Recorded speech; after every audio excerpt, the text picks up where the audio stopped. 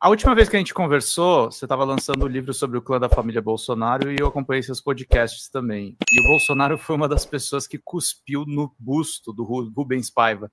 Você tem como meta virar a principal jornalista que irrita essas pessoas? E engraçado você lançar esse livro agora, depois que a gente teve uma tentativa de golpe, né? Militar, inclusive. Então, Pedro, a minha história, na verdade, profissional, minha trajetória profissional, minha carreira, ela começa como uma repórter de direitos humanos que cobria casos de mortos e desaparecidos e que se especializou em entrevistar militares. Eu passei 15 anos, enfim, hoje já tenho um pouco mais de 15 anos de carreira, mas eu me dediquei muito no início da minha carreira profissional a esses casos e a entrevistar militares. É nesse contexto que eu vou conhecer Jair Bolsonaro e o entorno de Jair Bolsonaro, porque ele era uma espécie de advogado informal dos militares naquela época do trabalho da Comissão Nacional da Verdade. E é por isso também que, quando ele desponta para a presidência da República, esse é um caminho natural para mim, cobrir o Bolsonaro. Quer dizer, eu sabia que boa parte do discurso era mentiroso. E eu conhecia os caminhos para investigar isso e para demonstrar a mentira que Jair Bolsonaro se apresenta como político, né? E até como pessoa, na verdade, o personagem que ele se apresenta publicamente, que tem muita diferença de quem é Jair Bolsonaro na intimidade, né? A gente já falou sobre isso outras vezes. Mas tem outros detalhes também, sabe? Ele empregou a mulher, e aí eu vou cobrindo o caso do Rubens Paiva muito ao longo dos anos, de maneira mais intensa entre 2012 e 2014, e aí... Mas no começo da sua carreira, né? Mas no começo da minha carreira, mas aí de 2014 a 2016 eu faço a minha pesquisa de mestrado, E aí, em 2019, quando eu estava fazendo uma investigação mais voltada e específica para o gabinete da família Bolsonaro, já apurando as denúncias de desvio de salário dos funcionários, e aí a gente faz uma grande investigação sobre os funcionários da família, eu e uma colega que chama Juliana Castro, identificamos lá na lista de funcionários de Jair Bolsonaro uma senhora de sobrenome Bellian. E aí eu assim, Bellian, eu conheço esse nome de algum lugar. E aí vou pesquisar e Paty lá era a mulher do general Bellian, que é o chefe do DOI na noite que o Rubens Paiva foi assassinado, e é um dos acusados pelo crime da morte do Rubens Paiva. Então, assim, Pedro, eu nunca deixei de cobrir essa área. Toda vez que tem uma informação nova, ou enfim, eu entro. Tá mais difícil, obviamente, com o Brasil do jeito que tá, de me dedicar exclusivamente a isso, mas eu nunca deixei de cobrir essa área, muito menos o caso do Rubens Paiva, sobretudo porque há 10 anos o Supremo Tribunal Federal não julga a ação que quer discutir se o crime contra ele é um crime contra a humanidade e, por isso, não passível de anistia, o que permitiria o julgamento desses militares que são apontados como os assassinos do Rubens Paiva. Então, ao longo desse tempo, eu continuei cobrindo essa área, acompanhando esses debates e dando notícias desse processo também, sabe? Porque quando chegou 2014, a gente não tinha resposta sobre o que aconteceu com o corpo do Rubens Paiva e quem eram os assassinos. De 2014 para cá, a gente consegue falar quem são os assassinos do Rubens Paiva, mas o corpo do Rubens Paiva ainda é uma incógnita, né? O que a gente tem mais próximo disso são as versões que o tenente-coronel Paulo Malhães deu em entrevistas para mim e depoimentos públicos para a Comissão Nacional da Verdade, mas aí ele mudava um pouco a versão, se ele... Paulo Malhães da Casa de Torturas, né, do Rio. Da Casa da Morte de Petrópolis, mas olha onde é que se mistura tudo isso. Eu estava falando sobre como a violência é de cima para baixo e não de baixo para cima. Um colega da Casa da Morte, um colega oficial, coronel oficial, que também atuou em Petrópolis, e colega oficial do Malhães, que é o Rubens Paim Sampaio, ele admite em depoimento ao Ministério Público Federal que na noite do crime, na noite do assassinato do Rubens Paiva, o CIE, que é o Centro de Informações do Exército, que era um órgão do gabinete do ministro, e ele era oficial do gabinete do ministro, recebe a informação de que o Rubens Paiva tinha morrido.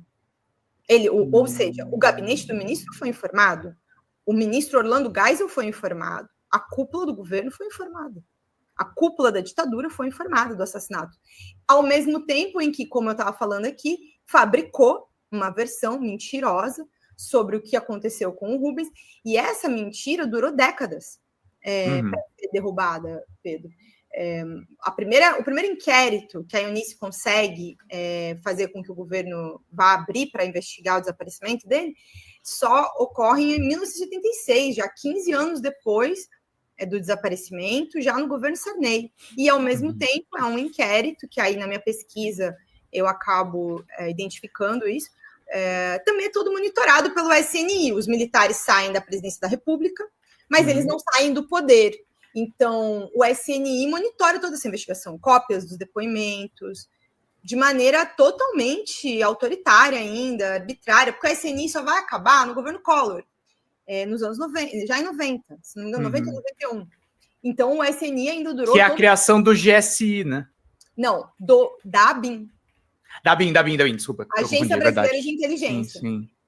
Ela é o órgão que substitui o Serviço Nacional de Informações. Tem essa troca, e aí você vê esse mesmo aparelhamento depois, quando volta esses militares vinculados a 64 no governo Bolsonaro. Agora, perguntando assim, Júlia, a gente estava conversando no off, tua vida tá corridíssima.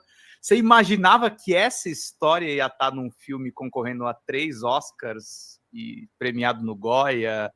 E eu acho que foi um impulso para você revisitar a pesquisa, mas ao mesmo tempo é uma loucura lançar um livro com essa temática nesse momento, né? Pedro, quando eu soube do filme, só soube do filme como todo mundo soube, quando ele estreou em Veneza, se não me engano foi em outubro do ano passado. Mas como eu te disse, é uma história que me marcou muito como jornalista, mas também pessoalmente. Não tem como você investigar esses casos e não deixar um pouco de você. Exige demais esse estudo. Eu comecei a fazer essas pesquisas por conta própria, comprando livros para estudar. Não é simplesmente dentro da redação. Eu, de fato, entendo que essa era uma causa que devia ser de toda a sociedade brasileira e não só de familiares de mortos e desaparecidos. Então, eu me dediquei muito mesmo desde o início. Ela é uma história que me move pessoalmente, né? Como outras também. Aquelas que você estuda mais, que você pesquisa mais, e quem me conhece sabe que eu sou muito dedicada e às vezes fico também obsessiva fazendo apuração. E é isso, assim, né? Acaba que também é um misto da minha vida pessoal também, o tanto que eu me dediquei em alguns momentos para ver esse estudo, né? Essa pesquisa acontecer. E ao mesmo tempo, assim, quando eu comecei em 2014, eu achava que a gente ia cobrir um julgamento histórico, a discussão dos crimes contra a humanidade no Supremo Tribunal Federal. E aí o Brasil pegou lá uma esquina torta, né, e enveredou por um caminho da extrema-direita, da ascensão da extrema-direita. E quando eu termino a minha pesquisa de mestrado, eu me sinto falando sozinha, porque tinha gente no meio da rua defendendo a volta da ditadura, pedindo golpe militar, usando da democracia tão duras penas conquistada para pedir medidas autoritárias, né? Bastante sem consciência do que... Alguns sem consciência, outros de má fé mesmo, defendendo esse tipo de coisa. E aí, mais ainda, eu vi, acho que a nossa geração de jornalistas ter que também se posicionar profissionalmente no sentido de garantir a Constituição, né? Cobrir, fazer trabalho investigativo, jornalismo investigativo, construir conhecimento durante os anos do governo Bolsonaro e até agora mesmo que o governo dele tem acabado a nova tentativa de golpe tem aos poucos sido esclarecida pela Polícia Federal e também, em parte, com alguma ajuda da imprensa, se tornou também uma certa missão do nosso tempo, né? Sim. E aí, que durante tantos anos estudei o que aconteceu naquele tempo, eu não tinha muito como, assim, fugir da minha responsabilidade no meu lugar como jornalista, né? As matérias que passassem na minha frente, que eu cavei investigando, todas as que eu consegui, as informações necessárias, eu virei. Eu publiquei e continuarei publicando. Mas eu não achei que a nossa geração ia viver esse tempo de perseguição, esse tempo de realmente ruptura, da possibilidade da ruptura democrática. Eu fiquei apavorado com o relatório da PF, não sei se você teve a mesma impressão. Assim, chocada, completamente chocada com a ideia de que estavam planejando, inclusive, assassinatos, né? Com o uso do exército, discutindo isso. Embora durante muito tempo eu tenha ouvido esses rumores cobrindo, né, a eleição, mas eu pessoalmente também fui bastante atacada, e era uma coisa que eu não imaginei que iria acontecer comigo, nem com as outras colegas jornalistas, né?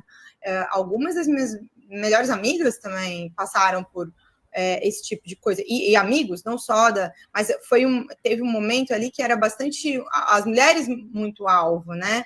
Ainda somos muito o principal alvo, mas não só.